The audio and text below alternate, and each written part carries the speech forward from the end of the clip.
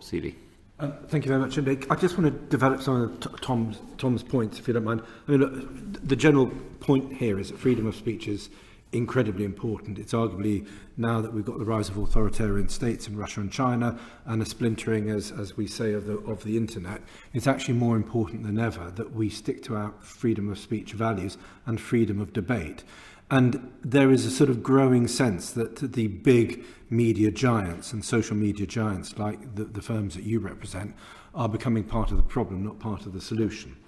And for example, I was reading over Christmas the book Viral by Alina Chan and Viscount Ridley about the origins of the COVID virus. And she, in an interview, and they made references to the way that the Facebook had tried to shut down the debate of the origins of the virus, saying that it was, conspiracy theories about COVID, which it wasn't. Clearly, there are conspiracy theories about COVID. There is an unhelpful conspiracy theory debate, but there is at the same time a genuine debate about the origins of the COVID of the COVID virus, which is very important. And I'll just read you a quote from Alina. It's hard to ask whether COVID originated in a lab without being shouted down or censored by social media platforms as a racist, a conspiracy theorist or anti-science. How would you defend that? That is over and above the recognised damage that Instagram does, for example, to teenage girls. So just parking the sort of social angst caused by social media platforms, can you just talk a little bit about why people are concluding that actually you're a bad thing for freedom of speech sometimes and not necessarily a good thing? Sorry about the long question. I'm certainly happy to speak to that. Please do. Lovely, thank you. Yeah, so obviously one of the great and very underdeveloped in a human rights sense questions of our time is how social media platforms should cope with and develop rules related to misinformation, which has a variety of definitions. And I should note that freedom of expression can in fact be limited under global human rights regime and under the relevant treaties for reasons of public health. So at the outset of the virus, we sought to develop misinformation rules that looked at verifiably accurate information and allowed information to be evaluated by third-party fact checkers, or under a different area of policy to strike down misinformation that leads to real-world harm. Those areas, because misinformation is a spectrum, those areas are extremely difficult to calibrate. And it is thus that we approach that area of rulemaking with very great care and continual calibration. So I would be more than happy to take your specific question to my misinformation colleagues and to give you an answer in writing.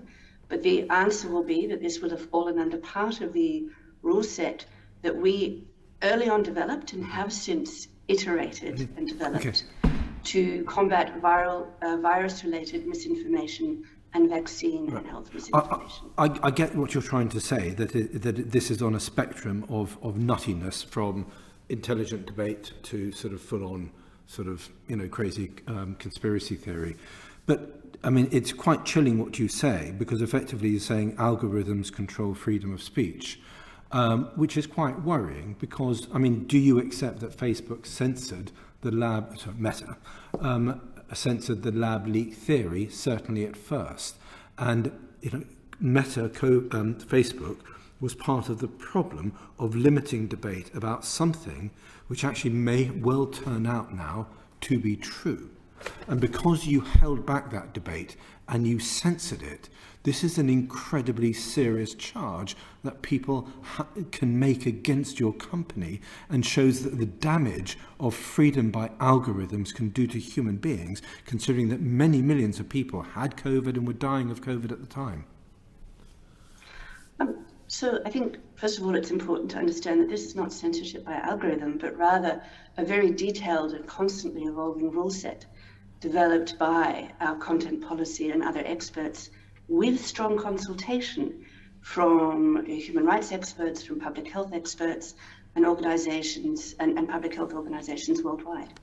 So I am very happy to follow up and get you specific information about what may have occurred and the relevant part of the rule set that this book is examining. But I'm afraid I'm not familiar with that particular text. Okay, I mean, that's slightly the problem that we're hoping to, obviously, if yourself as, and I know this may not be entirely your patch, but but you're here as a reasonably sort of senior representative of your company, and it is frustrating when you say, well, I can't possibly talk to that point and that point, because I would have thought freedom of speech is really a very important part of your role in the human rights agenda.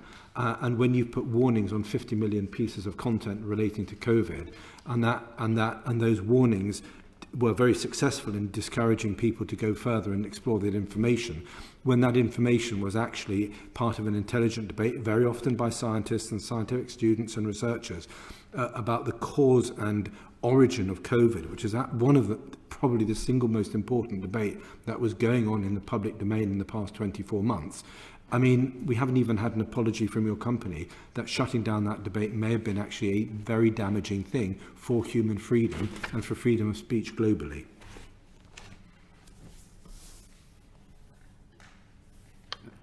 I think maybe they're waiting for a question. No? I mean, do you have any comment on that apart from you'll give me an answer in writing?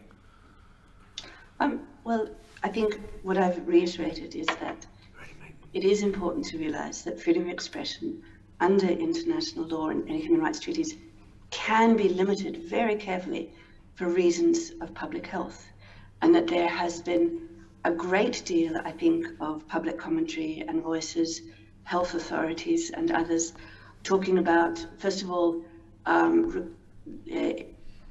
arguing and supporting for measured policy frameworks against COVID and vaccine misinformation, which are essential components of a public health campaign to minimize the terrible impacts of this disease.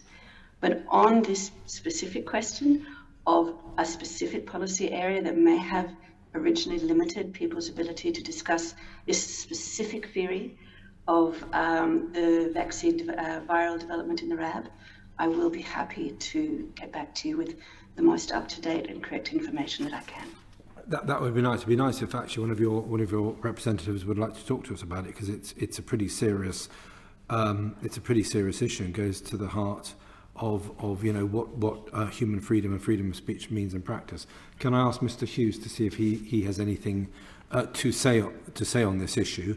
Because clearly, on one hand, you are shutting down some people on Twitter who you disapprove of, I think, such as President Trump. On the other hand, I think, to be fair to you, I think you have a cleaner bill of health when it comes to being able to debate the origins of COVID. And indeed, I think some of the initial academic debate was actually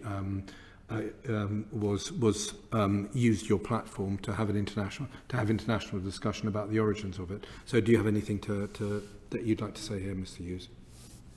Sure. No, thank you for that question. And as my MEDA colleague said, I think that this is a really challenging issue and one that we certainly don't take lightly. I would say maybe a few points of this. I mean, first, similar to what my MEDA colleague said, I mean, we certainly take many different viewpoints into account here, and in particular, talk to experts on our Trust and Safety Council, which is made up of NGOs and others around the world, including, I think, 10 members here in the UK. When we develop policies like this, to provide that expert advice to make sure that we're thinking about various issues when we do so.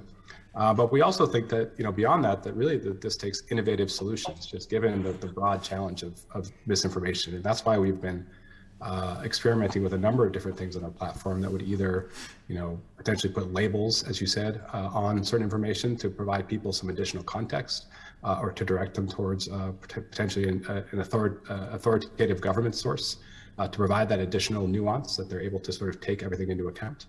We're also right now experimenting with something that we call Birdwatch, where we're actually getting community input on these policies and how we should think about them to try to get as wide of a lens as possible. But for us, really, this is important to provide this context. So again, to your question, it's not that we're necessarily limiting it, it's that we're providing the proper context that people are able to make their own decisions. And then the last point I would make is that to us, and I've said this before, but transparency is really key. And this is really both misinformation and disinformation, where We publish all of these policies on our platform. When it comes to disinformation, we also, specifically have put out a series of things on our platform we've shown where governments have been trying to put state-backed information campaigns on the platform, and we've called those out in detail. And so we will continue to do so. We think it's important that we both are accountable to these, but also that we are telling our users and others how we approach them. But Mr. Hughes, if you're saying, you're giving guidance and you're giving context, that's an answer. It's fair enough. But if the context and the guidance you're saying is don't listen to this person because we don't approve of what they're saying, that is more than guidance. I mean, that is a form of quasi-censorship. And then indeed you are sort of shutting down some people as well. So, and the problem is where you're trying to test truth and test opinions, like the origins of COVID, for example, then that becomes a very, very contentious issue. Yeah, no, and I certainly appreciate that. And that's why, like I said, I mean, certainly we do take into account various viewpoints of this, including specifically talking to our experts. And this is all grounded in human rights and working with our Trust and Safety Council. And so I do certainly appreciate your question. But also, if there are tweets on the service that are in clear violation of our rules, we will take action, just like we will against, any tweet that violates our rules. And so we certainly are not hesitating to do that if necessary.